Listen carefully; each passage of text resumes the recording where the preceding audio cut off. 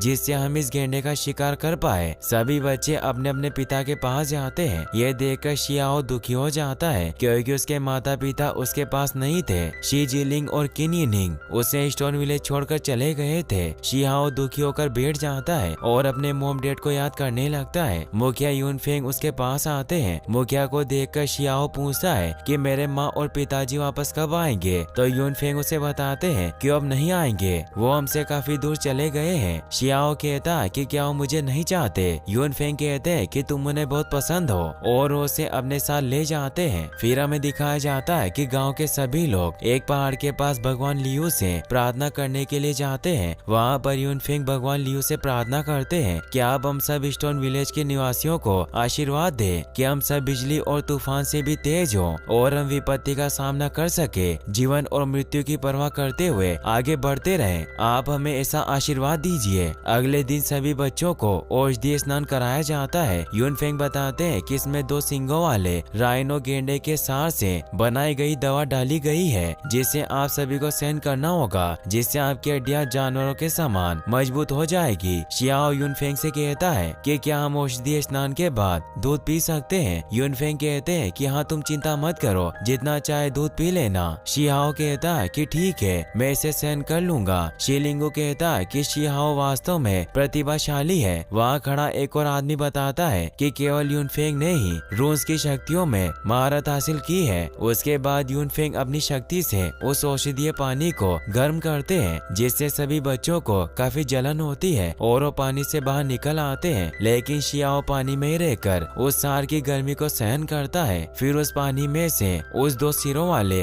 गेंडे का सार निकलता है। यूनफेंग शियाओ से कहते हैं कि तुम इसे ग्रहण करो। शियाओ से ग्रहण करता है। उसे ग्रहण करते ही उसकी बॉडी का ताप बढ़ जाता है और उसमें गेंडे की पावर आ जाती है। वो उस भट्टी से बाहर निकलकर उसे अपने हाथों से ऊपर उठा लेता है। ये देखकर सभी लोग आश्चर्यचकित हो जाते हैं। यूनफेंग कहता है कि इस बच्चे से उम्मीद नहीं थी, इसकी बॉडी की तुलना पुराने युवा जानवरों से की जा सकती है। शियाओ यूनफेंग से पूछता है कि मैं अब दूध पी सकता हूँ। यूनफेंग कहते हैं कि तुम जितना चाहे उतना दूध पी सकते हो। फिर सभी बच्चे शियाओ के पास जाते हैं और कहते हैं कि तुम बहुत असाधारण हो, तुम ये कैसे करते हो। मगर जोंगबाओ को इससे जलन होती है क्योंकि उसे पसंद नहीं करता। उसके बाद शियाओ भगवान लियू को दूध चढ़ाता है और कहता है कि मेरा पसंदीदा दूध है, आप इसे पी सकते हो। साथियों ने ये भी कहता है कि परिवार के मुखिया यूनफेंग कहते हैं कि आपने स्टोन विलेज की रक्षा के लिए बलिदान दिया और मेरे माता पिता भी इसी गांव में रहते थे।